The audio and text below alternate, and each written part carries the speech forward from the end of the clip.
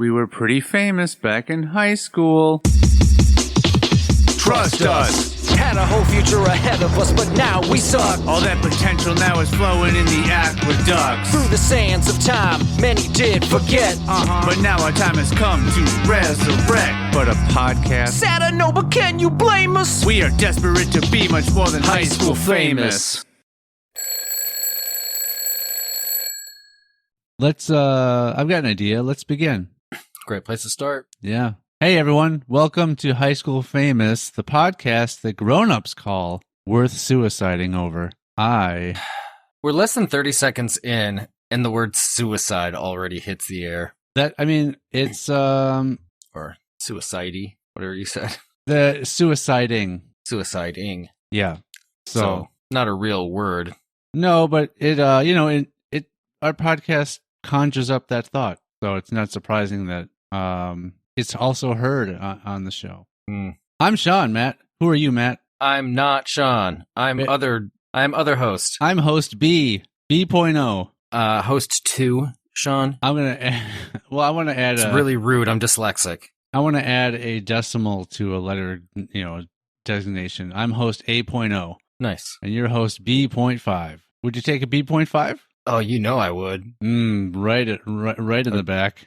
Take it all the way down. All the way down to the brink.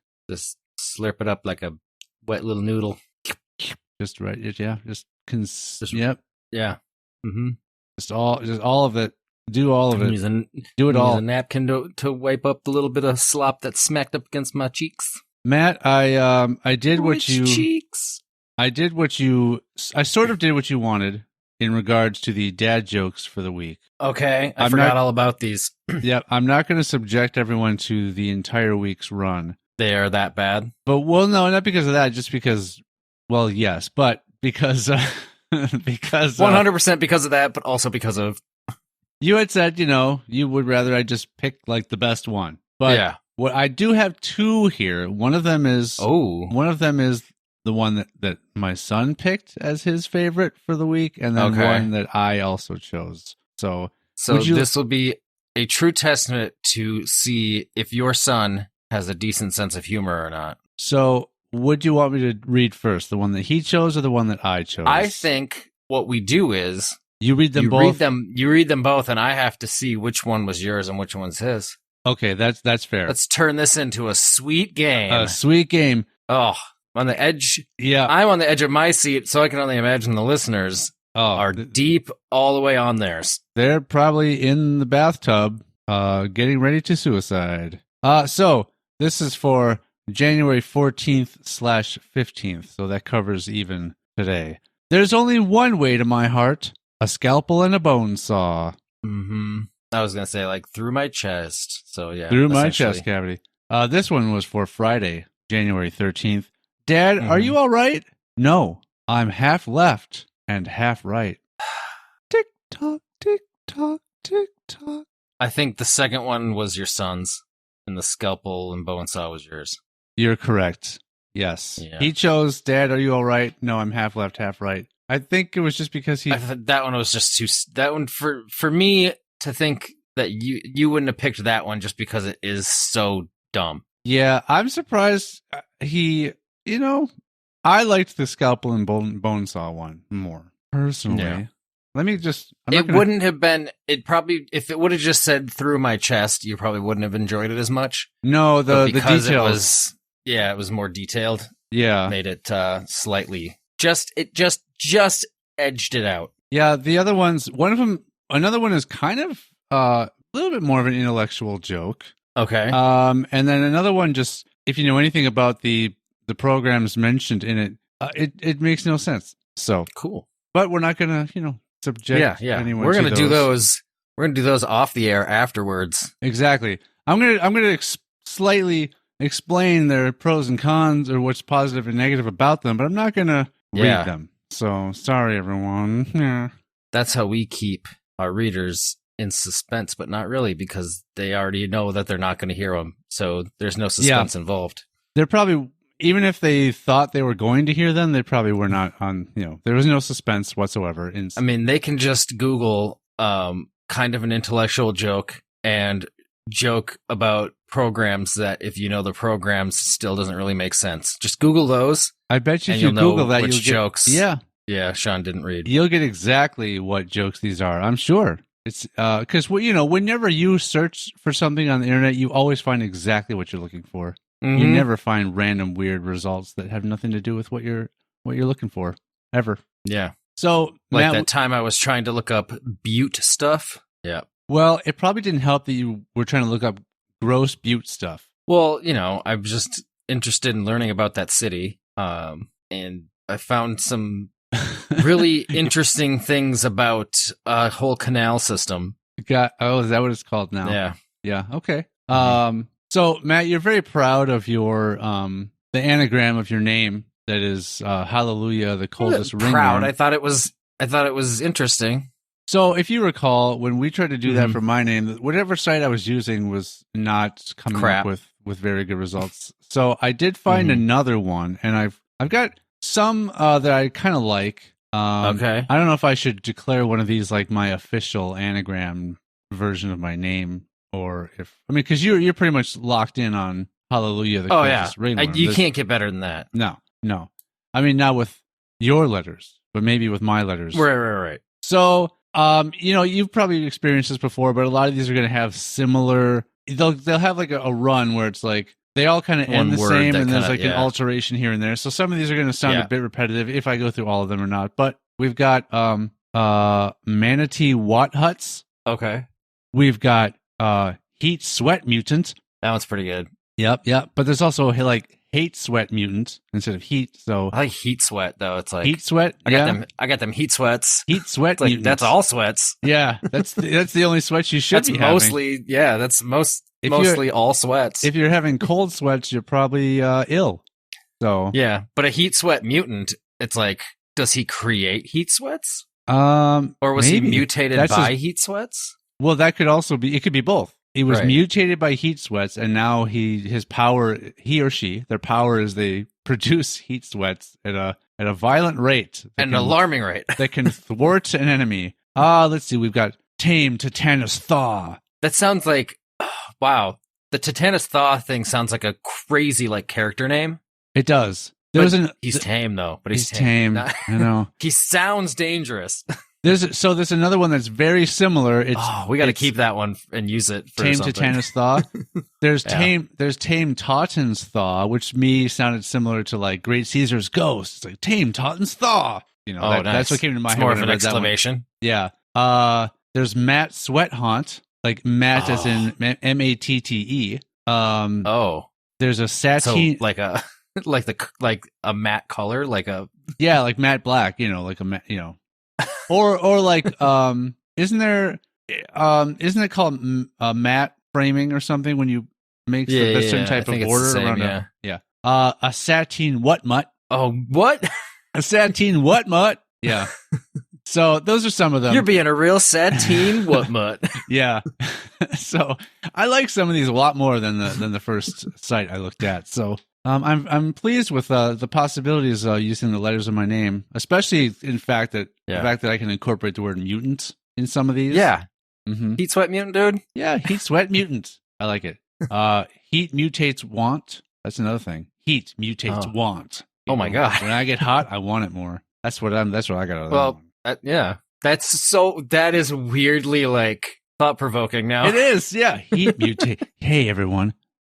Did you know Heat mutates want. Think about it. that heat mutates want? Think about it. All right. So I wrote my own joke. This probably should have tailed at the end of the dad joke thing instead of me interrupting it with the anagram thing first. But maybe the wording could use a little work. But Matt, what's the tried and true method for kind of waking people up whenever they're sort of dozing off in church? What? I don't know. Ahem. Ahem. Yeah. I get it. Yep. See, it's like Yep. That's all right. I didn't say it was good. I'm saying it's dad. very clever. I'm saying it's dad joke quality. I'm not saying it's. It like is dad stellar. joke quality. Yeah. A hymn. Yeah. And I looked it up. A lot of religions use hymns, so you could say it's sort of like a Tried and Right. true, universal. Hey, people are dozing off. Get their attention with a hymn. Let me think. Let me look around. My computer and notes and things, and that might be. Yeah, that might be. That might be it. All right. Well, see you next Tuesday. No. No. So Sweet 10-minute episode this week, guys. very. And if once you truncate it, who knows? But Well, that was including truncating. yeah. So today is of the day after Saturday The the day 14th. is of no significance. So we talked about this on what was it, like the third or fourth episode of Fifth the episode. podcast. Oh, the fifth episode. Yeah. We made a little Sorry, I'm very aware of what Right. episodes are which right now. So I don't want to. Oh wait, there was another thing I wanted to just mention quickly. But before we do, okay. I just wanted to ask you this. So we had made a movie called Saturday the 14th, which is a play Yep. on the fact that Friday the 13th is a historically scary day. So when we were trying to make a sequel, we were calling it Saturday the 14th, the second. Mhm. Did we ever consider just calling it Sunday the 15th? No, because it was still we still filmed it on a Saturday the 14th. Oh, okay, that's why. Yeah. Because once we just determined we were recording today, I'm like, well, it's Sunday the 15th. Like that probably could have been a sequel title for that movie instead. No. we I mean, didn't you do don't that. have to film the movie on the day that it's. Well, yeah, in I its say most title. people don't film movies on the days that they take place. Yeah, Like I'm pretty sure Independence Day was filmed over a series of different days. I was also going to say, yeah, most people don't film a movie in one day. Yeah, yeah. Not us though. Nope. Nope. We're real pioneers in the filming one very short movie in one evening. I don't even think we're pioneers in that. I'm pretty sure Probably not. Other people have made really dumb movies in shorter amounts of time than But what have we they did. filmed an entire movie and each scene is literally the only take we film? 'Cause Yes, I'm sure. we it is. nailed that. Well, we didn't need two takes. Right. I think 'Cause we got it. were I think we- flawless. I every think we time. got it as good as we were going to get it on the first take every Yeah. time. Yeah.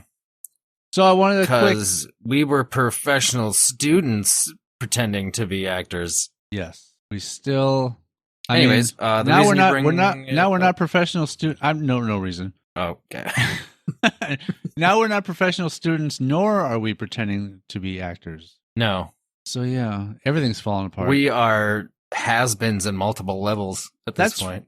That's why we haven't pursued making another one of those, because there'd be no truth to that anymore. That art, it would all be a lie. So what we should do is our next since Saturday the 14th the 2nd never got finished. It's been edging. I think the next movie that me and you put together and film will be the true Saturday the 14th the 2nd. But what it'll be is us as us getting together and hanging out and being like, hey, remember this stupid movie we made in high school called Saturday the 14th? And we'll like sit down to watch it, but then some real horror shit starts going down. That's meta. Yeah. It's meta enough to work. Mhm. It'll be called Saturday the 14th the 2nd for them. So Because it'll be Saturday the 14th, the first Saturday the 14th for any real person watching it. but for us, it's the For second us, it's one. the second, yeah. I see. Who do we try to? Do we try to get anyone else back from the original cast? Well, we know Benno probably wouldn't. I'm sure other people. I think the only one we could probably really truly get is Mikey, Probably. because we don't really chat with Chris much, and or I don't Rodney. know. Rodney. I know. Well, Rodney. I don't know if he's still listening to the show, but I know he was listening to the show for a while. I bet you we could, if we could lock in, Calling you out, Rodney. if we could lock in Rodney, we might be able to lock in a Benno also, or vice versa. Are they still I- chatty, buddy? I don't know. buddy? Yeah, I wonder. That's a good question. That's an assumption. Like, it's a lot of assumptions going on here. It's an assumption based on them still being close friends, which they may very well not be. Now Benno has gone on record saying he won't come on this show, but Right. he was willing to be in movies we made. So maybe he has But a that different was- opinion about that. That was a back in the day Benno. He's a changed man. You know, we're all changed men. Sure. We're all but men now. We weren't men then. I know. I saw. We were tiny baby boys. I know. Saw it for myself. But But now we are men. True men. yeah, Yep. I've seen them. I've seen the men I'll we've prove become. Yeah. I'll prove it. we'll prove it right here, right now. I was going to do something similar. There it is. Oh yeah, that was for those of you who don't know. Ooh. It's a running gag on this show. Mhm. I don't know if I've ever used it, but I bet you have. Sean hit the microphone with what I can only describe as a fantastic dick. That's how you would describe my hand? That's it, dude. Oh, sorry. Yes, and me. Oh, that It is was what at least- happened. It was at least 3 fingers thick. Like, Well, the length, how you hit it the length was at least 3 fingers thick. Wait, what? and the width. It's a square. It's like, Yeah, it's the it's best same- described it's- as a cube. right. Mine is the same in all dimensions. It's The fact that you got that much force behind it to smack down on the microphone like that, it being a cube and all, I kind of jumped up in the air and sort of landed on it, dick Which- first. is the only way. That's how I do my business usually. That's how you land on most things. I just jump up in the air and yep. This man has a child. So it works. Proven. I'm proof positive you can conceive that way. Oh, well, we could keep going on and on about the dimensions of my body, but I do want to quickly say that I had to check up. It's 2023 now, Matt. So I had to check up on our little list, the 25 best high school podcasts. Oh, Jesus Christ. Is it that time again? We're still on the list. I think we were number 6 last year. We are number And this is updated. This is updated every year. So this has January 3rd, 2023 listed underneath the title. So there was Okay. some sort of refresh It since has been then. updated. The list still is comprised of 23 podcasts on the list of top 25. So it's still Nice. flawed in that way. Is it the same ones every year too? Actually, so we are now It'd be interesting to see if some of them drop off. we are now number 7. I want to say we were number 6 Oh. last year. We've gone down a little bit. Yeah, so and this cylinder radio, I don't recognize the little logo for that. Some of these do look like I don't recognize them. We've got Navigating High School, High School History Recap. I don't know Brought if that to was you mentioned by before. Google Maps, Yeah, yeah. Brought to you by Waze. If you which is owned by Google Maps. do they? Yeah. Gosh, Yeah, Google. Google bought Waze out. Why does Google? You remember Because when they were? can. Do you remember when they were just a search engine? Do you remember that? Yeah, Google is the Disney of search engines, just buying up every property they can. Google is nuts. So have you seen those ads for Facebook? I mean, or Meta that are all about like Nobody calls it that. No, I know, but so one thing that Facebook gets a lot of business from are targeted ads, right? Yeah. They provide you with ads based on your internet activity. Yep. Well, various So companies maybe it is smart to start binging things. Well, various companies are, implementing ways to make it so that things can't track you and they can't follow Yeah. your internet activity. Because a lot of these are like, not only do they sort of see what website you're going to, it's like, what website did you go to after that? And then after that, and then after that. It's like the full Right. thing. So they're implementing ways to make it so that these companies cannot track your internet activity. Right. And so a company like Facebook is like, this is how we make money, is by getting information from people and then exploiting it. Right. That way. So they actually put out, I've seen at least one commercial that really goes into the benefits of targeted ads and how you might not discover that great, wonderful thing that you didn't even know you were looking for if it weren't for the joy of targeted ads. And I thought that was a very, very desperate play. Yeah. I don't know anyone It's like who's sometimes I go on just rabbit holes of looking up weird shit. butte And stuff. it's like I don't need Facebook. I really don't go on Facebook very often anymore, but I don't need Facebook telling me about this, reminding me of this weird shit I looked up a couple days ago. Just products that really aren't even geared towards a person like me, like start popping up, and it's just like, ugh. Well, and Facebook itself is a social networking site, as we all know. And so maybe it's going to come to the point where it's like, hey, everybody. Hey, all of Matt's friends. Look what he's been looking up. Hey, his birthday's coming up soon. Maybe you want to get him. This is what he's been searching for. Roast he's been looking stuff. at double-sided dildos and, Yep. I haven't been, but Yep. I'm just trying to think of really weird stuff. There's two sides to every dildo. There is.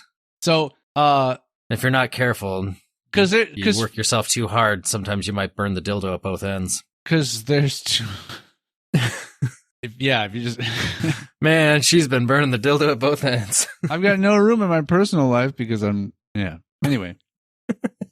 But yeah, they already do stuff like, oh, this person is friends with you and they're friends with this person, so you might know this person. They already have like those suggestions, so I'm just waiting for I hate it to... those. It's like, I don't know, like I'm randomly friends with some one person, and then it's like, you might also know. I'm like, no, I don't know anybody in their life. I don't really know them. Especially if it's somebody like we went to high school with, so we're like, oh yeah, let's be Facebook friends. We'll keep connected through Facebook, but it's like they moved away like right after high school, so it's like clearly they don't associate with anybody that you associate with, and it's just like, no. Like Facebook, if I only have if I have no mutual friends with somebody I'm friends with, stop suggesting they're people to me. Leave me alone. Exactly. So I'm waiting for the day where it's like, your friends shop for these things. You might also like these things that they shop for because you're friends with them, and then you're gonna find out, because that stuff. Facebook is a company where if they were to put some sort of feature like that into Facebook, once they throw it out there, they're going to make that like the default setting, and a lot of people aren't going to like think to go in and mess with their settings and turn that feature off. So I think it's getting to the point too where a lot of people are just like leaving Facebook for Instagram, which is owned by Facebook. Which, I mean, like with Facebook, the only reason I honestly kept Facebook at all was, well, originally it was just like, well, people put in, make party invites and stuff on there. It's a great way to like notify everybody of like, hey, we're having this little house party or whatever. Let's just do a big Facebook invite. It's easy. Yeah. And stuff like that. And then like birthdays and different shit like that was kind of like the main reason I had kept it. But now it's just like, I can just put birthdays in my Google Calendar. And if people want to invite me to something, they can just text me. I don't need to keep. So like, I still have my Facebook, but really, I almost don't really do anything with it. I think the last time that it was sort of useful in, like you said, having some sort of like mass invite thing was our reunion in the high school group. Yeah, I mean, that's kind of was a reason to keep it as well. It's just like, oh, well, that's where, all the stuff for the class reunion was happening. And if we do another one in so many years, I'm sure that's the way it'll be put together again. So it's like, do I just keep it for that crap? I'm tempted to just try to plan something like a big get together that's not an official high school reunion.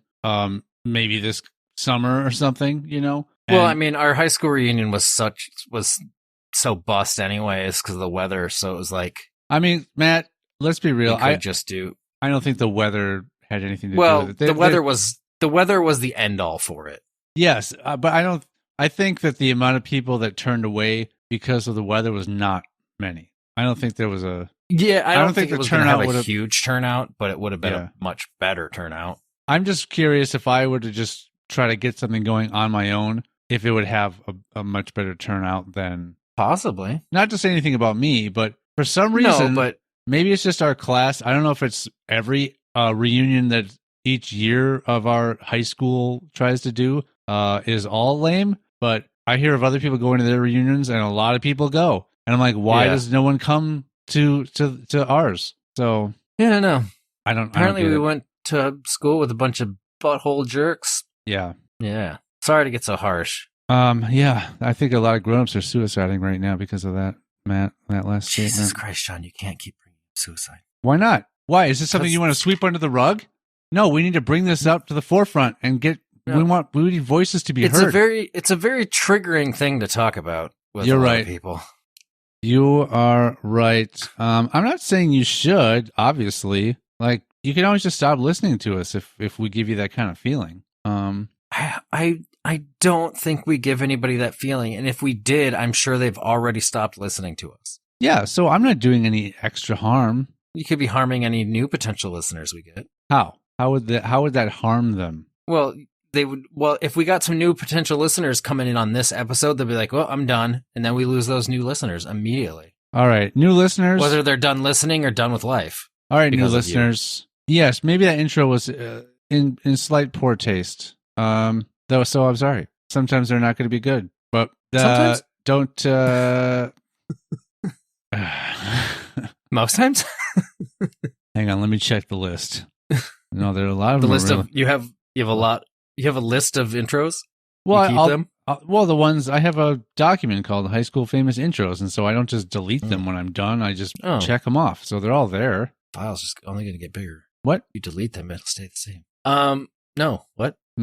Yeah. So anyway, sometimes when the intro gets rushed, you get maybe some poor choices are made just because you're like, I got to come up with something. It's crunch time.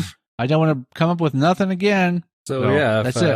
If Sean doesn't have an intro ready to go, sometimes he just asks you to kill yourself. So no, I didn't. I'm not asking anyone to do that. It says that grown-ups call so it worth Sean doing wants you to that. go kill yourself. No, this is what grown-ups are saying. Sean wants you to kill your parents. This is not what I'm saying. It's what other Kill your grown-ups sister. are saying about. See, you're telling me not to say such awful things, and then you're like, "Oh, I'm telling you not should... to talk about suicide. Murder is fine. Gotcha. Everybody murders. They do.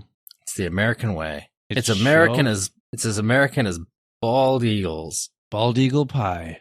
It's American as apple pie is a stupid saying. Is apple pie not invented in America? No, it was not. Apparently, it was just made famous here or something. I don't know. It probably wasn't even made famous here. But no, apple pie is not an American creation. I think we have a little... Well, it's hard because, the fact that the modern America, like United States, the country's not very old. So no, a couple hundred years. It's not that America is going to have a ton of these long-lasting little traditions. Right.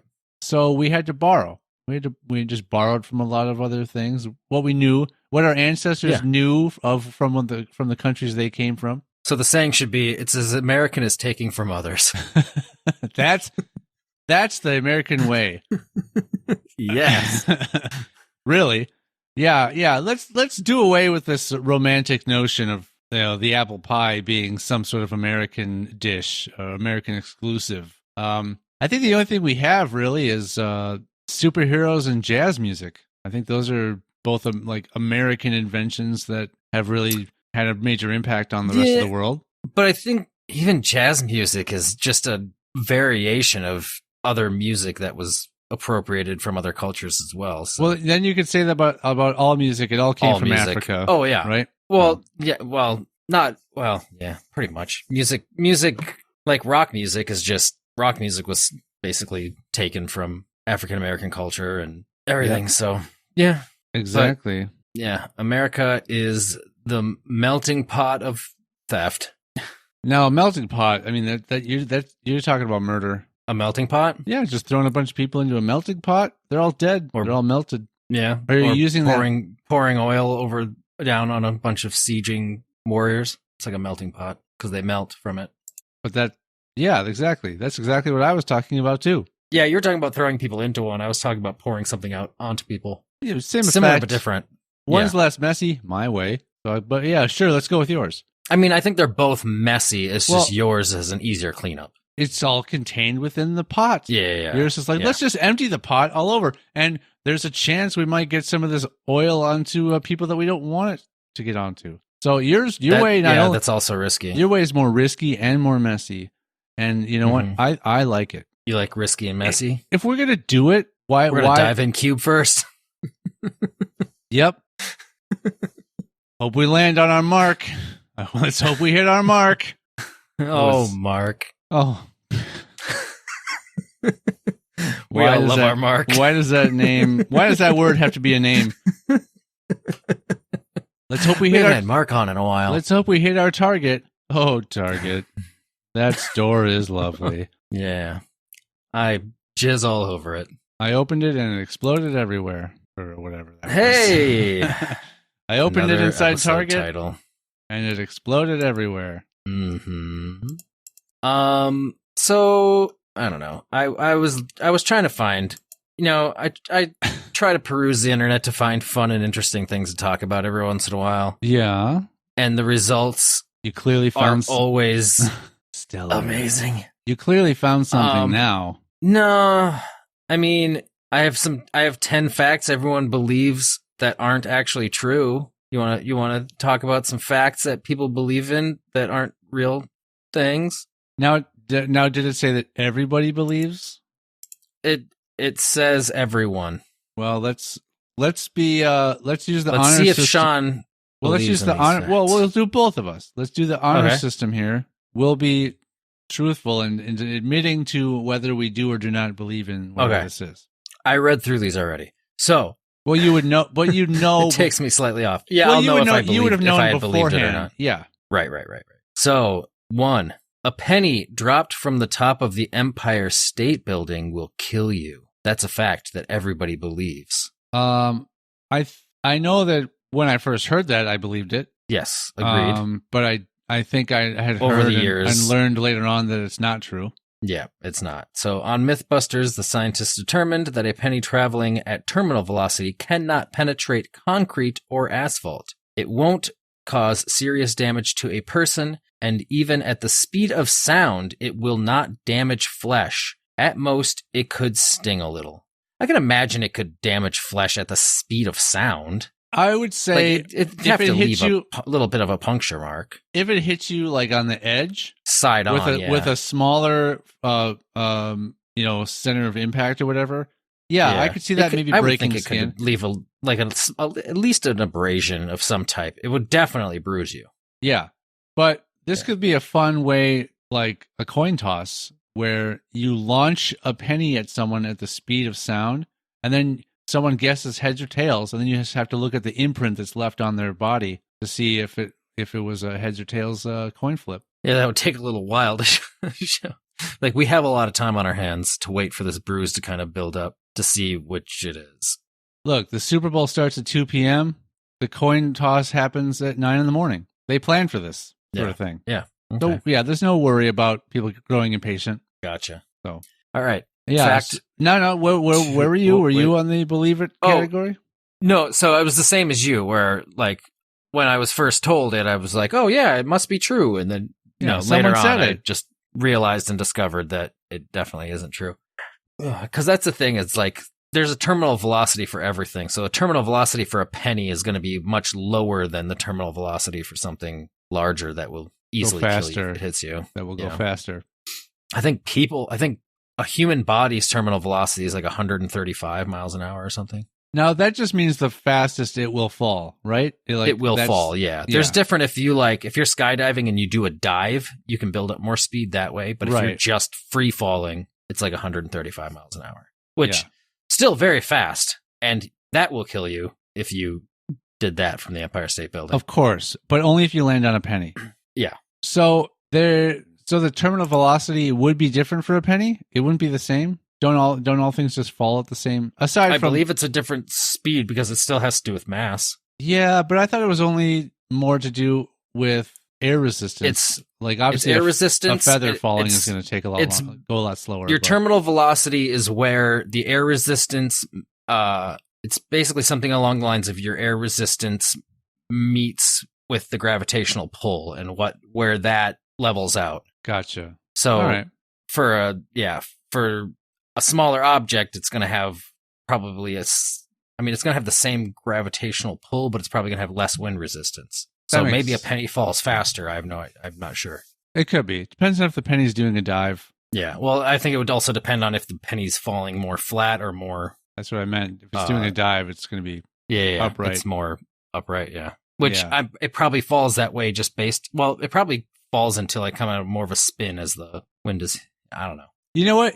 We'll have to do some tests. It probably would naturally get to a point where it's just up and down, if there's I'm sure it enough would wind on either side, kind of flop but all then- around. But then if you got any bit of like air moving this way or this way, it's going to like easily be maneuvered by the wind. It's going to start to, it'll easily be flipped if a tiny bit of wind brushes left or right, air current, duct work, HVAC, nap time. Number 2. Oh. You can see the Great Wall of China from space.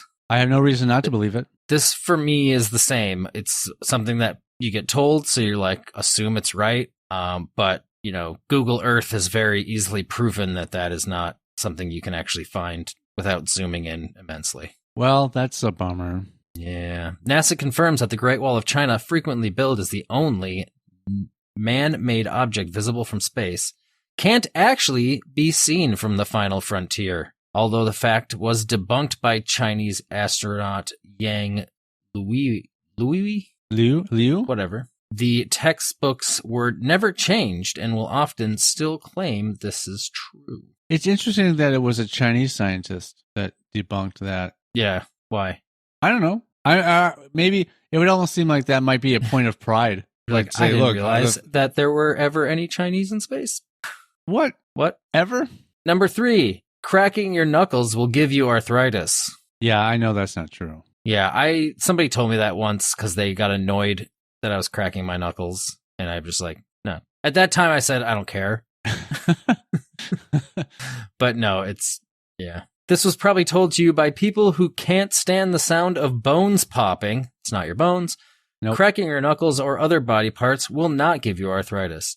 Dr. Robert Clapper, with a K, because he's fucking badass, an orthopedic surgeon at Cedars-Sinai Medical Center and co-director of their joint replacement program, it's a lot of unneeded information, explains on the hospital's site why they feel they need to put this on their website, that there is no harm to cracking your knuckles. The noise of cracking or popping our joints is actually nitrogen bubbles bursting in our synovial fluid, he wrote. It does not lead to arthritis. So go ahead and crack them knuckles. So for people that do crack their knuckles, do you think is it like almost like something like that builds up and you crack them to... Yeah. That's what happens? So I think it's one of those things where if you don't ever crack your knuckles, I don't think it's an issue, but once you start doing it, it becomes more of a thing. So like my fingers, because I crack my knuckles a lot, they will get stiff sometimes. And then when I crack them, it like loosens up everything again. Yeah. So like, do you ever crack your knuckles? Yeah, I do. Okay, I was gonna say I thought you did as well. But yeah, I think that's what it is. Like, I don't know how you feel. Like, if your fingers ever feel like they get a little tight sometimes, you just pop them, and then it's like, and everything feels a little bit better and looser. Yeah. I don't know. I'll do that with my toes sometimes too. So there's the main crack like this. I said I don't know how to describe it to anyone, but like let's say you're making pushing a your fist fists together. And you push But then there's I've never done it that way. The fingertip ones. Yeah, where you just gotta kind of push in like this. Yeah. Yep. So I do that too. And then I don't often thumbs. Yeah, I do. Do you do that one? No, I don't do the twist. That cracks this one back here. Oh, okay. The one at the base, closer to the base of the thumb, on the base of the palm. I've not really ever done that, and I used to sometimes do like the classic interweave your fingers and push them out like that. That's typically how I do it. Yeah, I don't do that really much. And I'm not sure if it must be the same thing, but for as far back as I can remember, even back like into third grade and stuff, if I crouch down real fast, both my knees will kind of crack like a little. Okay. And I can, if I really go crazy, like kind of working my arm back and forth a little bit, I can crack my elbows. Yep. I remember you used to do that. I haven't even tried to do that in a long time. And I get really freaked out when people crack their neck. I've never been able to do that. And I used to be really good at it. Yeah. I always feel like I can't seem to get it to ever happen. So I feel like I would have to apply enough force where I could really hurt myself by accident. Yeah. So I don't know. Sometimes if I pull my head down and then just give it a little push, I can crack some of them in the base of my neck. Yeah. And I used to be able to crack my back really good a lot. Yeah. Sometimes I'll get up and I'll do the twist. You'll swing your body back left and right, and then my back will crack a little bit that way. And then sometimes if you really like extend your chest out, I think I can feel something here kind of in your sternum. Yeah. And then my back too. So, I used to crack my jaw too. As far as But my that toes was- go, the only thing that I ever do is sometimes my big toes, I can push them down and crack those. Oh a yeah. little Sometimes bit. I'll push all my toes down and crack them, or I can pull them a little bit and they'll crack too. Gotcha. Yeah. Yep. Fun So stuff. those are all the parts of me that crack. Yeah. For those that were curious. Next fact. Yep. Van Gogh cut off his ear in a fit of madness for a woman. Okay. So what really happened? Because I would say I believed that. Yeah, I think most everybody believed that. So Vincent van Gogh, or Van Gogh, as some people say, famous Dutch, I almost said former Dutch painter, of course, famous Dutch painter, He is dead. did indeed get part of his ear sliced off, but it may have happened during a fight rather than a romantic gesture for a sex worker or in a moment of madness.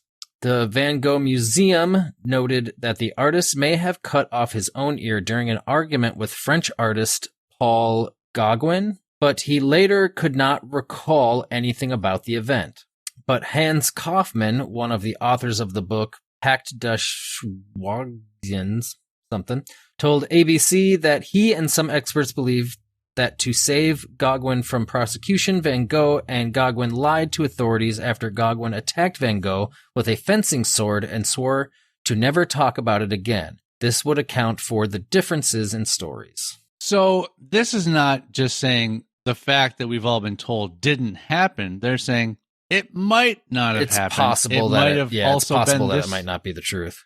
So that one's kind of hard to align yourself one way or the other. Yeah, I'm wondering if it's like that's the story Van Gogh told people was the I cut it off To in keep the this real story quiet. to keep the real story quiet so that his friend wouldn't be prosecuted. Yeah, because if the other one is like not recalling it, I'd be like, well, if that really happened in front of you, you would. I don't think that's something you would forget.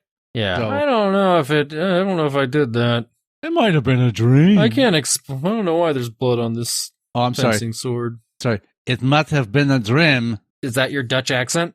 Wait, was it Van Gogh saying it was a dream or the French guy? Oh, yeah, the French guy didn't recall anything about it. Yeah. About the events. Yeah. Hence my French accent. I mean, was that what you were doing? It must have been a dream. Baguette. A drum? Might have been a drum. It must have been an eardrum. Ha We don't call them baguettes, Sean. We call them long bread. Who's we? Did I tell you that story?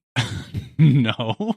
Oh, so it's not my story. It's Iman's story. Long, But she was getting. don't She was taking appropriate. an Uber. Don't appropriate her story. I'm not appropriating it, as I literally said it's her story. I'm telling Oh, you. that's true. Okay, good. All right. We want to be. I literally said this is not my This is- story. Yeah. If I would have been like, this happened to me. Yeah. I'm a black woman. No, so she was taking an Uber to work, and the way this is, I think we were living at the old place, and on the way there's a bakery, and somebody was walking out of the bakery with a baguette, and her Uber driver is like, "Oh man, I love long bread." So from since that moment, which was like 4 years ago, we only call it long bread now. Is he saying It's great. like that type of bread like tastes really good, or he just like the fact that it's long bread? I think he likes that bread. He likes baguettes, but he refers to them as long bread in a way that it seems like he didn't know that they are called They're baguettes. called baguette. That that makes it so much better. I It's want to call great. it long bread. Yeah, go for Although it. I'm never in a position to need to use the word baguette anyway. Right. So Unless you're I guess. asking somebody to put something in a bag. baguette, yeah. I'll say instead of please bag that for me, I'll say long bread, Well, no, And you'll then- say baguette. and then I'll get kicked out. No, but I'm Yeah. supposed to use the term long bread instead. Well, when you're referring to baguettes. I like that bit in the Honest trailer for Aladdin. You seen that one? No. During the whole street stealing scene where he's like street rat, I don't buy that, all that kind of stuff. Yeah. At one point they go, "Where did you get that French baguette?" Because they're not in France. Right. And he just goes, "That's how cartoon bread's drawn." I'm like, that's pretty awesome. Well, you've heard the theory about how the whole movie is supposed to take place in a post-apocalyptic future. No, but that sounds stupid enough. It's Well, it's one of those. It's just one of those like fan theory things that people make, which are sometimes very interesting. But it has to do with. I'm assuming we're talking about the Yeah, we're talking about the cartoon Aladdin. Yes. So it all has to do with the fact that that opening scene where the guy's like trying to sell you. Yeah, the merchant's trying to sell you his wares or whatever, and he's showing you Tupperware and different stuff like that. Oh, so it's this thing of like it actually takes place in a post-apocalyptic future and blah blah blah. Well, I know there's also those things where Robin Williams doing the voice of the genie was busting out impressions of these celebrities that would not have lived. They weren't born. That's another big part of it. And then also besides that too, there was the theory of the fact that merchant and the genie were the same person, right? Which I think was later said to be true. Well, I think like it is the genie disguising himself as the merchant because he has possession of the lamp, and all that stuff too. It could easily be that. That doesn't necessarily suggest that it's a post-apocalyptic. No. Those are separate. That's just a separate thing. Yeah. Just for the record, I'm kind of tired of hearing people propose it was a post-apocalyptic blah blah blah. It's like, okay, I'm a little tired of this. I love reading fan theory stuff though too, because they're all crazy, but sometimes it's just kind of interesting to be like, oh yeah, that's kind of an interesting way to look at it and stuff. But there is some connective tissue that people find that you're like, oh, that kind of makes sense. Yeah, but I guess it could be possible for a lot of things if, let's say, it's a movie or something like that, and it's really there's some really hidden thing about it. It could be that that's true, and the writers just did that as a little bit of a fun thing to try to get to people to figure out. But yeah, it's talked about in a way that it's like you're not supposed to know. Yeah, like if that was part of the want you to find this out. If that was actually part of the story that Aladdin was actually set in a post-apocalyptic future, why would that not be part of the story and like established? Like why would that be this like secret thing that these few people figured it out? Like I don't think that stuff exists. Yeah, no, I don't think it's as much of like we cracked the case as much of just like, hey, here's a crazy idea. What if it took place like this? Because then it would actually make these other parts of the story make sense. Sure. Like the things we talked about, the Tupperware, the impersonating characters that wouldn't exist. And I guess if you look at it in more of a fun way like that, I can take it a little more. But I'm always... if you look at it in a fun way, I like to look at things in a very like cynical, shitty way. Well, I've always kind of like received those as like people are declaring that they figured out the truth. I'm like, give it up. Like, geez, do you have nothing else to do? Like, but I guess it's the internet. Yeah. Nobody has anything better to do, No, they don't. But sometimes it produces some really amazing stuff. So yeah. Next fact. Yeah, let's do it. It takes 7 years for your body to digest a piece of gum. I don't believe that. No. I think gum. I think again when I was a little kid and I was told that, I was like, really? Yeah. It's like if you eat apple seeds, an apple tree will grow in your stomach. It's the dumb shit that they tell kids that's like, no. I think I never bought anything like that. I think something like that's coming up. I remember trying to plant an orange seed in my yard when I was a kid, thinking I was going to be able to grow an orange tree. No, you need a lot more than that. Probably the entire orange would help. Well, you need to, put it in fertile soil and you need to water it. And you also need to be in a climate that can support an orange tree. True. So, yeah, not the pieces weren't there to make that puzzle work. Right. So, as far as the gum is concerned, gum will pass right through you and leave your body within a matter of hours or days. According to Healthline, the ingredients in gum can't be digested at all. So your body will move it along and pass it as a bowel movement. I hope. Thank you for that last piece of information. Yes. Is that how it gets out? It doesn't liquefy? No, I'm just glad that the gum is no longer concerned. Yeah. Walt Disney's body is cryogenically frozen. Yeah, for what? You know what I mean? Right. No. So his biography states that after he died from lung cancer complications in 1966, his body was cremated in Glendale, California. Mental Floss reported that the rumor likely got started because the president of the Cryonics Society of California told the Los Angeles Times that Walt Disney Studios had inquired about the process. Although Walt was not cryogenically frozen, people remembered the association of Walt Disney and with cryonics, and the rumor persisted. So here's why I know there's no way that that is true. Because the whole idea of trying to cryogenically freeze someone is to be able to bring them back at some point, right? Like you wait until we reach a point where medical science has advanced enough where you could resurrect this person. But anyone following Walt Disney who becomes in charge of Disney is not going to want to relinquish that back over to Walt Disney. And, they're going to want to have that seat of power and have all that money. And they're not going to want to give it up for anybody, let alone. It's like he passed in 1966. So it's been 50 almost years, 60 almost years. Almost. Yeah. It's a weird way of saying it, but yeah. 60 almost years. 30 if he got years. brought back now, brought back now, like, are his ideas and things going to be like cool and like great in any way?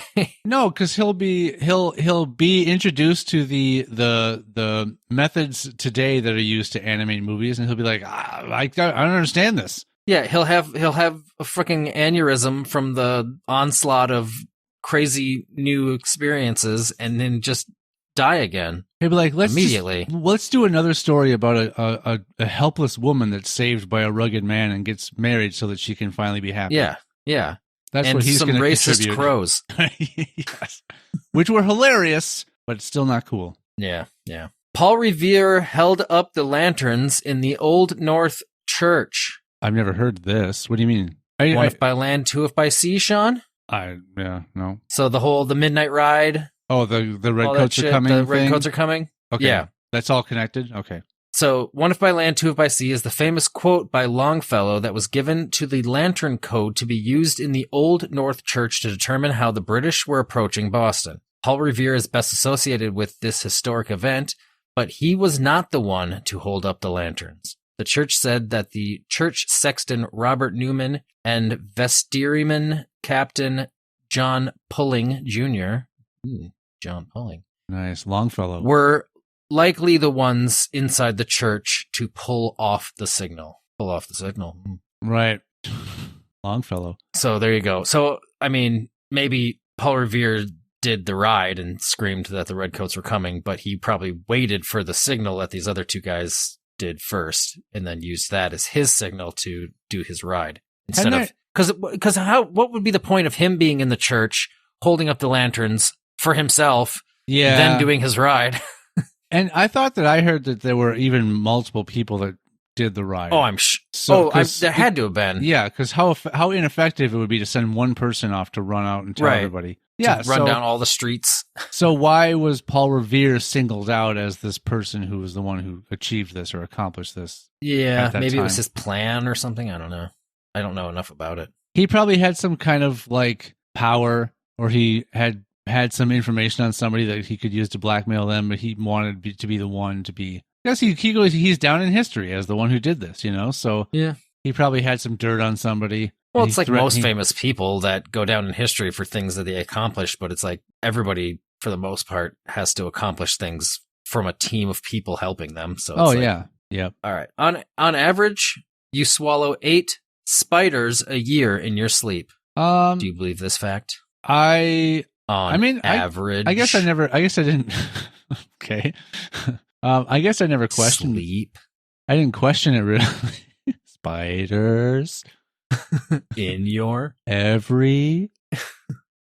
guess I didn't question it. I guess I didn't think one way or the other about it. This is just not true, Sean. Oh goodness. Thankfully. Then how many is it? Thankfully, this one is far from true. Oh, it's way more. It's 30. Yeah. Scientific American claimed that spiders don't intentionally crawl into a bed because there's no prey and they don't care about humans. Yeah, that's the thing. Jerks. It's another one of those like weird. I don't know. Thinking that these little people don't like bugs because they think bugs are going to crawl on them and try to bite them and whatever. Yeah. This is my take on bugs. Bugs are just trying to live. They're just trying to find food, mate, die. Like that's all. My things with bugs is if I know a bug is going to crawl on me, so be it. It's when a bug is unexpectedly on you that it's kind of like, oh, okay. It gives you the kind of that, Yeah.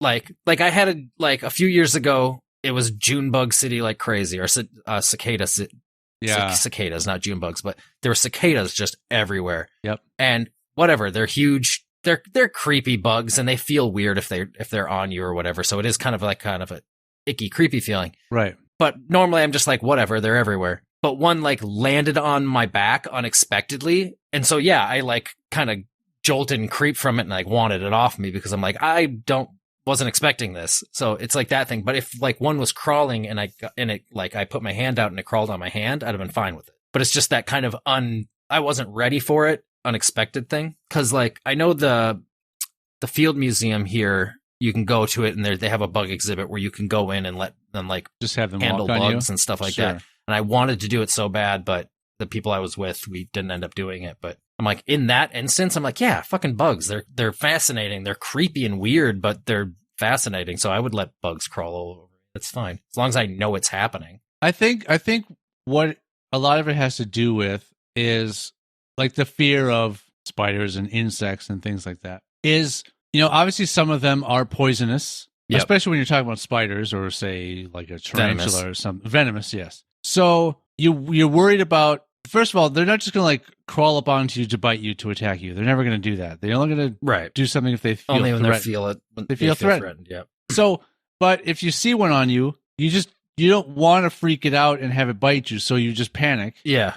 And it's your natural reaction is to Yeah. So the other aspect of it is they can get to areas that you can't see anymore. Like if there's one on your back, you can't see it, so you feel like you just have to get it off because you're scared of what it might do. So I get it. But like, my son will freak out about a bug being near him. I'm like, just relax. Like, I just try to tell him so much that it's probably it's only going to attack if it feels like it has to defend itself. So if you just don't do anything, it's going to go on its merry way. Yeah, and like most things, they're more scared of us than we are of them. Because I mean, we're especially with insects, it's like we're so much bigger than them. Like, obviously, we can do more damage to most insects than they can do to us. So it's like, I'm just curious though, when you're thing, but fears are fears, But even to say that they're more afraid of us than we are of them, I don't know that they don't really care. Yeah, we're not a natural predator of theirs. So and their brain capacity, I'm sure they're not just looking at a human and going, I don't want to go near that thing. I'm terrified because mosquitoes and flies, all these other bugs, they clearly will have no problem just flying up and landing on you. So they don't have a fear of us. They just, I don't think they think bugs like that too. Us. They look at us as a food source sometimes too. Oh yeah, like, we're gonna feed on the little weird, like we're gonna suck their blood, or we're gonna feed on the microorganisms that live on their body and stuff like that. Mosquitoes are like, hey, I need to make more mosquitoes, and so I need your blood to do that. So I'm gonna get some. So, this says, spiders regard us much like they'd regard a big rock. That makes sense. Bill Scheer, former president of the American Arachnological Society, told the site, if a sleeping person has their mouth open, they're likely snoring, creating vibrations that warn spiders of danger and scare them off. So, not likely that they will crawl into your mouth, and even if they crawled into your mouth, then you'd have to be like, and swallow them. Yeah. Which would probably startle you awake anyways. Yeah. I mean, I'm sure, like most of these facts, when I was first told as a kid, you just go, oh, really? Yeah, and you just believe everything you're told. Yeah, they just crawl on in you and go and crawl down to their doom. Yeah. It's like you would choke on them, especially because you're breathing, so your esophagus isn't open. Right. So if that were true, it would probably about the same amount of spiders that like crawl up your butt every night or every year. I mean, I think your butt is typically a little bit more closed off at night than your mouth might be. Yeah, but hopefully less breathing. Typically. Right. Depending on your lifestyle. When briefed on those suffering in her kingdom, Marie Antoinette replied, let them eat cake. Okay. So what really happened? There's no record of Queen Marie Antoinette of France ever having said these words. The myth goes that when told French peasants did not have enough bread to feed themselves, she replied callously, let them eat cake. History.com claimed that Lady Antonia Fraser, author of a best-selling biography of the French queen, believed that the quote would have been highly uncharacteristic of Marie Antoinette, an intelligent woman who donated generously to charitable causes and, despite her own undeniably lavish lifestyle, displayed sensitivity towards the poor population of France. So this is just someone going, yeah, I know Marie Antoinette well, and she probably would never have said that. So it's not true. I mean, if somebody writes a biography about a person, they should have a fairly decent knowledge of whether or not they feel that that's something they would have said. Right. So, but they said there's just no record of them saying that. There's no record of her ever saying that for real, and it sounds out of character of something she would have said. But I wonder why would there have been a record of her saying it? Like, do they document everything that a queen says? I don't know. Like, why would that be documented in the first place? It could easily be that she really did say it, and it sort of carried through just because of, you know, word of mouth and stuff of it being spread amongst the subordinates. No, who are the people that like are ruled by a king and queen? Subjects. Yeah, it could have just been something that was like that carried through. You know, It was, the story was passed on verbally through the generations, and that's how it lived. Oral traditions. Yeah. Hair and fingernails continue to grow after death. This is another one of those things that was like, when somebody said it, I was like, oh, crazy. And then you just kind of find out later, like, oh, I guess, yeah, it's not. So not even a tiny bit? Like, nothing? No, it says this morbid fact is not true, but the truth is much more horrifying. BBC reported that nerve cells die within 3 to 7 minutes after death, proving that they stop growing. However, the skin around the nails and around the hair and fingernails retracts after death due to dehydration, making them appear longer. Oh. Funeral directors will apparently heavily moisturize the fingernails to prevent this sight. So it's kind of like when someone gets a haircut and they jokingly say that they got their ears lowered. It's like it's like the opposite of what you think happens is what happens. Yeah, nobody says that. So that was Marie Antoinette never said that. 10 facts. That was 10 facts of things that you thought were real but aren't real. Yeah, I think I was in the camp for most of them where I believed it when I was told it because I was probably a little kid when I first heard it. And, you know, some of the stuff, it's like you want it to be true. Like, ooh, crazy. 8 spiders a year. I have another site with even more of the same shit. So do you think we're going to have some repeaters? Do you need to There's at least one so far. Well, I mean, we can keep going. You want to keep going? You want to go the distance? I mean, we can throw a few more in here. This is 21 3 fun facts you heard dozens of times that actually aren't true at all. Oh, okay. Yeah, lay it on me, Daddy-o. NASA didn't spend millions developing a pen that could be used in space, while the Soviets simply told their cosmonauts to use pencils. I never heard this. So the rumor was that NASA spent millions of dollars developing a pen that could be used in zero gravity. The actual fact is that NASA used to use mechanical pencils that cost $128.89 a piece. And the public found out about this and was very displeased with the amount of taxpayers' dollars that were going towards pencils.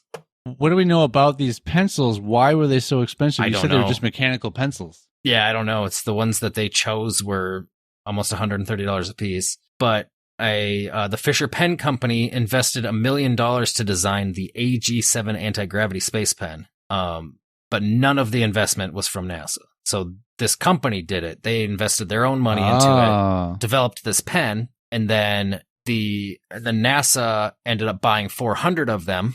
And then a year later, the Soviets bought about 100 of them. And both of the agencies ended up getting a 40% discount from the company for buying in bulk. So they both paid $2.39 per pen instead of $3.98 per pen over the $130 that NASA was spending prior to that on pencils. For pencils? Holy cow. So there you go. NASA. So I'm sure any of us can go buy a Fisher space pen I'm sure they're a bit more expensive now than at that time. Well, and you wouldn't get that sweet 40% off for buying in bulk. Oh, no. I 'Cause would I'm imagine. sure you'd only buy a couple. I guess I don't know. Seeds. I guess I don't know how many you're buying. Those Well, out there that are buying $4 back then for one. I'm sure now they're probably a $20 pen at least. I have to look them up. Have the prices of like pens just sort of gone up with time, or they've been pretty standard? I'm I'm sure they have a little bit. Everything's gone up in price. Yeah, I guess I can only reference the prices during my own lifetime, Yeah. unless I look up historical prices of things. But well, that one was Just over here great. looking up historical prices. I think everybody knows this one. Walt Disney did not create Mickey Mouse. Did you know that? I didn't know that. Oh, yeah. No? Walt Disney did not create Mickey Mouse. As His in close the Disney friend and company? collaborator. No, the character Mickey Mouse. I guess I never thought that Walt Disney himself created the character. I knew he voiced the He's character. very associated with creating the character. But Oh. his friend and collaborator, UB Eworks, did, though he was denied credit for creating this major piece of pop culture history. So, Iwerks came up with the character in 1928 after Disney lost his rights to his first character, Oswald the Lucky Rabbit. Then, when Disney kept making up bigger and bigger whoppers to stretch the Mickey Mouse creation story, up to and including claiming that he was the one who came up with him, Iwerks quit Walt Disney Studios, embittered by his friend's behavior. In 1940, a decade after he left, he returned. He and Disney rekindled their friendship and worked together until Disney's death in 1966. So basically, Disney claimed that he created it. The guy who actually created it got pissed, left the company, and then at that point, nobody could really say Disney didn't create him. Yeah. I never really thought that there was a claim that the Walt Disney, the person, created Mickey Mouse. I just knew that the company Disney Right. created Mickey Mouse, and I knew that Walt Disney was the voice for Mickey Mouse. So I didn't. I knew that wasn't something I believed because I never heard it. There you go. The lines on a red solo cup aren't there to measure the correct servings of liquor, wine, and beer. I never heard that either. Yeah, so apparently that's what people think, but what it actually is just they're designed for functional performance. They basically just make the cup stronger. They probably also help grip it with grip too, just to have those. Probably, yeah. Any little bit helps because that kind of plastic could get slippery if it was a completely smooth surface. Cold beverage on a hot day. Yeah. Orson Facts. Welles' 1938 radio play War of the Worlds didn't cause mass hysteria in the United States. Yes, it did. I was there. No, it was claimed to have. You may have heard that millions of Americans were tricked into thinking aliens had invaded Earth, but in reality, the supported panic was so tiny as to be practically immeasurable on the night of the broadcast. Newspapers covered the story gratuitously, hoping to strike a blow against radio, the popularity of which had carved into their profits. But very few people actually tuned into the broadcast, and even fewer earnestly believed that what they were hearing. Multiple anecdotes about the panicked reactions of public were later disproven. So it was that whole scenario was the Twitter of its day. Yeah, like kinda. you have a small group of people that are being very, very loud about something, and so it kind of paints this picture that this is like the general The internet thought in general. of the general public. Oh, that's interesting. I mean, it's always easy to say that people were easier to trick. And sway back then because there was less information out there, and so it's easier to just be like show up with a bunch of bogus facts and then be like, well, okay. Just like when we were kids and we were told that eight spiders a year go down your throat.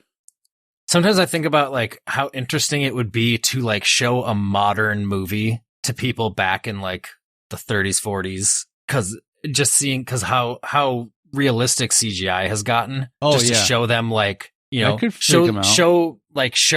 a Godzilla movie to people when the first Godzilla movie came out in the 50s, and like it's a dude in a rubber suit, but show them like a now Godzilla movie and just be like, oh my God. Yeah, I think that they would, intelligently just think, wow, you're the technology from. No, are you saying? Well, I'm saying this is a movie from the future? They would have no idea. Like they'd have no idea this is a movie from now. It's just be like, hey, or you'd be like, look at this movie I made, but you'd show them then, thinking that you filmed it then, and just how realistic everything looks, and that they would probably just believe everything they're seeing is real because they'd have no concept of what could accomplish making that, you know? Yeah. You'd have to find a way to convert that into a format that could be viewable in that time. So That it's would not like be you'd be able easy. to. To Plus, put if it on on a camera reel, that'd probably be fairly easy to do. if it was the 30s, I'd be like, yes, thank you for showing me this, but please bring food next time. Why? Well, it's the Great Depression. the Got Great it. Depression. Yeah. I wouldn't go to where they were struggling. I would go to a place that was Oh, so thriving. you would just show the rich people. Yeah. Poor don't deserve this. Yellowstone isn't overdue for an eruption. It's I never had heard 3 this. major explosions in its existence. 2.08, 1.3, and 0.063 million years ago. And if you average out those numbers, that means an eruption every 725,000 years, meaning we'd still have a good 100,000 years to go. But that number is based on such little data that is basically meaningless. And also, volcanoes don't work like that. A volcano does not operate like a fault line, and the accumulation of liquid, magma, and pressure necessary for an eruption does not generally happen on a schedule. Because of that, it can't be overdue. But it's Old Faithful. No, this is a volcano. Oh, what did you say before? Volcano? I just said Yellowstone isn't overdue for Oh, an eruption. Yellowstone. And then I said volcanoes don't work that way. But is Old Faithful? Where's that? Is that Yellowstone? Old Faithful is in Yellowstone, yeah. That's a geyser. I think that's why. I think that's where my That brain erupts several times a day. No, I think that's where my brain first went when you said Yellowstone, Okay. and so I was like, well, it's Old Faithful. It kind of reliably goes off on a certain. So how it can does. It's pretty reliable. It's getting worse though because a lot of times it was like human interaction with it has made it get worse and worse over the years. Of course, just like everything. So else. it doesn't erupt as high anymore, and I think its frequency has been falling further and further away. We're wearing it down. Yeah, I've been there. I've seen it. Oh, cool. I haven't. Einstein never flunked a math class as a child. I think I just heard he was a poor student. He definitely failed other classes. I'm not going to dig into this one too much, but yeah, he was actually very good at math, but he didn't do well. He struggled in language, botany, and zoology. I mean, botany especially. Who wouldn't have a hard time with that one? Irregardless is totally a real word. The fine folks at Merriam-Webster wrote a whole article defending its existence. They point out that other major dictionaries include it as well, and that the word meets its criteria for inclusion because lots of people use it. It's been around for a long time, and it has a specific and identifiable meaning. The fact that it's considered awkward or unnecessary doesn't matter, since it is not a dictionary's job to assess whether a word is necessary before defining it. So there you go, all you people who use irregardless. You know, Webster, you're not adhering to the speed limit here. You're just going with the flow of traffic. You're like, hey, a lot of people say it. So even though they're saying it incorrectly, yeah, sure, it's a word now. But all words are just made up. That's the thing. It's the same thing with pronunciation with pronunciations, right? So some people say niche, some people say niche, right? Like it's I say niche. Yeah, I used to say niche for the longest time, and then I got told I was saying it wrong, and it's like, I'm not though. Because if enough people pronounce it one way and enough people pronounce it another way, both pronunciations are acceptable. Yeah, you're just someone who wants them to say it the way you say it. It's like, or the way you. It's like when people get it. overly protective of like saying croissant instead of croissant. It's like, it's fine. Yeah, I'm saying you actually look like a pretentious asshole. Yeah, you look pretentious as shit if you like. It's actually croissant, and it's like, no, it's not. I hate people that like when they say a word that is a foreign word and just over enunciate the pronunciation of it to sound like the way the people from that country say it. It's like, you actually sound like an asshole. They add the accent that you don't have, right, for those particular words. And that's, I don't know if that's an attempt to sound smarter or more sophisticated, but probably you're right. You just sound like an asshole. Or they're I'm like, sorry, you sound like an asshole. It's culturally insensitive to not pronounce it the way they say it. I'm like, it's actually probably more culturally insensitive to imitate their accent while saying something. Yeah. Or to say the way they say it. Right. Poisson. The fact that bees can fly doesn't violate the laws of aviation, and it isn't a scientific mystery. If bees flew like airplanes, then yeah, their flight would be impossible. But they don't fly like airplanes. They fly like bees. I didn't realize that bees flying was a thing. Well, okay. How listen to us. Listen to humans. Like, we are probably basing the invention of the airplane on like birds or something like that. 100%. We're trying to mimic the behavior of birds in order to achieve flight. So then to achieve flight based on that type of flight, you can't then now go, well, this science that we invented is broken by these bees. If bees flew like these planes do. Right, but it's like these bees aren't flying correctly according to I guess avionics. The thing is, I guess it's because bees' bodies are so round and fat and their wings are so small. That's the whole point of this. Got it. But it's bees flap their wings back and forth instead of up and down, which creates mini hurricanes that help lift it upwards. Oh, their wings go back and forth? I guess their wings go forward to back instead of up and down. Kind of like rowing. So like they should be looking at nautical stuff and not air. Well, it's like look at hummingbirds, because hummingbirds can sit in hovers because they can beat their wings all sorts of different directions. Yeah. So it's the same kind of thing. It's just however their joints are built, I guess. But it's like if you were trying to tread water and your arms were underwater and you were going up and down with your arms, you would be pushing yourself down as much as you'd be pulling yourself down as much as you're pushing yourself up. So it might not work that way. Same thing with a hummingbird or bee's flight. I know. 20 accused witches were executed during the 1692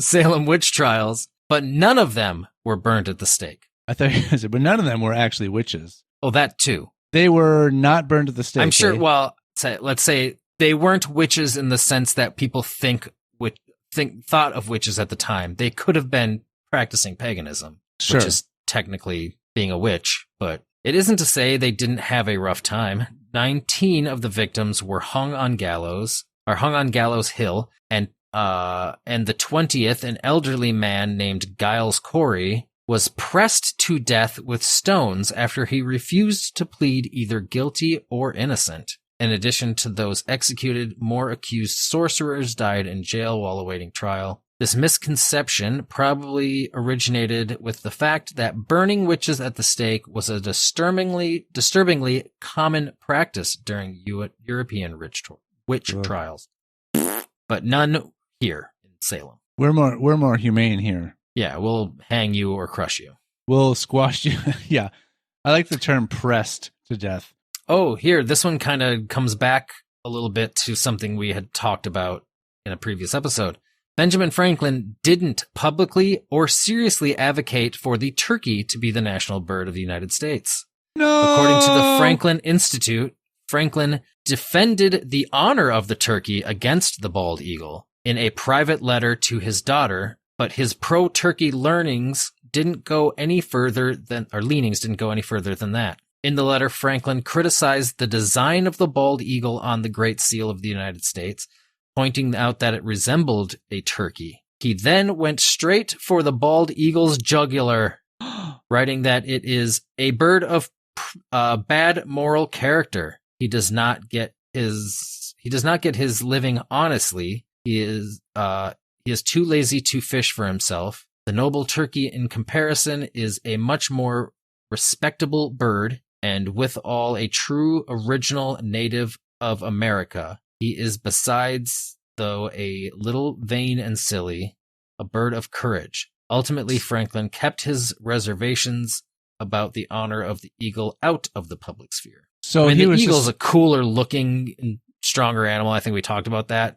But the turkey does make more sense as like a real American bird, you know? So it's funny. He's not like advocating for the turkey to be the national bird. He's just kind of like, he's just saying it is actually a better, in these sort of circumstances, it is a smarter choice. He's just throwing some shade like, look, I don't like the fact that they picked the eagle. I think the turkey would have been better, but you know what? It's more of almost like an insult of just like, dude, a turkey would have been better than an eagle. An eagle's shit. Like, let's find a better bird.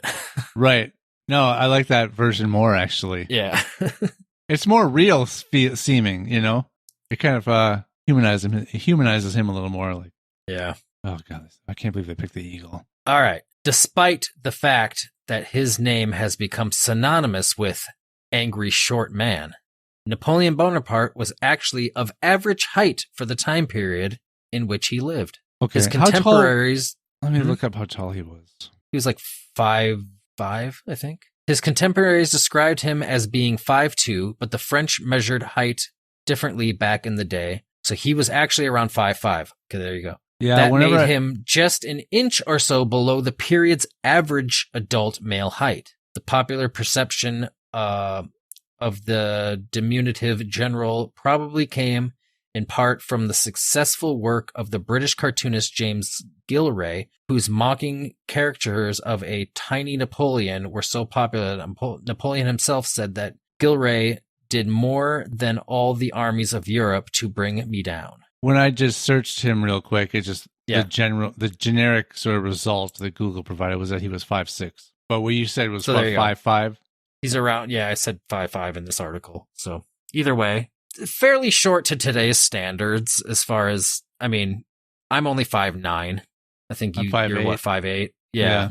And So a couple inches shorter than me. I know people that are shorter than that. And I think we're kind of technically a little, maybe average to the consider short myself- end of, Yeah, I don't adult consider human myself males. tall. I think you got to be at least 6 feet to be considered a tall man. yeah. Twinkies definitely don't last forever. In fact, their shelf life used They're to too be only delicious. 26 days, though it's currently around 45. Though the snack cakes have a reputation of being unnatural, they're made of mostly flour and sugar, and their rate of decay is absolutely typical of all processed foods. The NPR Science Desk kept one for 18 months to observe its supposed invincibility, and they wrote of their findings. The subject shows no signs of disintegrating. They say it like that. Or of still being edible. It's now hard as a rock. So it doesn't disintegrate, but it also just hardens. It just petrifies. Yeah. So if you're planning on including Twinkies in the pantry of your doomsday bunker, you should probably take your business elsewhere. I bet you they'd last longer if you keep them in the fridge. Probably. I mean, like A little anything, bit longer, it's but- going to slow down the movement of the atoms, Yeah. you know? So Simpsons got it wrong. There's a part where Apu, in his convenience store, a customer was upset and he like angrily grabs a Twinkie and like twists it up and like stomps on it and like leaves the store. And Apu just picks it up and looks at it and he watches it sort of reform inside Yeah. the package and sets it back. And he's like, silly customer, you cannot kill a Twinkie or something like that. Yeah. It was a humorous moment, but now it's based on lies. Yeah. I can never laugh at it again. Isaac Newton didn't discover gravity because an apple bonked him on the head. Rather, he witnessed an apple falling and wondered why objects always fall down instead of up or sideways, and thought that inspired his law of universal gravitation. A thought that inspired, not and thought that. I just heard some other part about that where he looked at the apple and then he looked up at the moon and he thought is maybe there's some way that I can show how these two things are related, though they seem like they're so incredibly different. Like this floating orb in the sky and this apple on the ground. What is there something out there that would connect these two things in a way? And Right. so, yeah, he said Gravity was born. gravity was born. There was no gravity before that. Right. Eating rice doesn't make birds explode. Birdseed expands more than uncooked rice when soaked 40% versus 33%. So if bursting birds were a problem, they'd already know about it. Besides, lots of birds eat uncooked rice all the time with no ill effects. Why that's in quotes, I don't know. Because their stomachs aren't hot enough for the grains to absorb much liquid. Yeah. So don't usually- worry about our avian friends too much the next time you find yourself at a wedding with a handful of grain. Well, That's does different. I don't think I've ever been at a wedding where someone's actually throwing rice. I may have, but I'm not sure because I know that some people still do that tradition, but I know a lot of people have changed to throwing birdseed instead of throwing rice Sure. at weddings just Just because it's better for just them. because of this just because of this whole thing. Well, apparently it's not any better for them because it's actually expands more than rice does. Well, birds can eat birdseed and be fine. I don't think it's something that's going to be harmful. Well, and don't you think it's just because we say they can? Well, don't you think if it's like eating breakfast cereal for breakfast? I know it's because we're told it's a fool's meal. I think I would imagine that if rice actually caused birds to explode, that birds would know not to eat it. Yeah, well, it takes a while for evolution to kick in, right? Yeah, but birds and rice have been around for a long time. I think they would have figured it out by now. Birds and rice go like white on rice, you know? Yeah. They go, it's like rice on bird. That's what I've always said. Yeah. He was all over me like rice on bird. Mm. That's the saying that I learned. And you should say it the way I do, like niche instead of niche. Don't be a sneesh. Well, did we do it? Well, no, I mean, there's more, but we've been going a while. Yeah, we have. Yeah, I mean, I'm sick of us. Aren't we all? Okay, see you next Tuesday. Okay, that's an anticlimactic ending.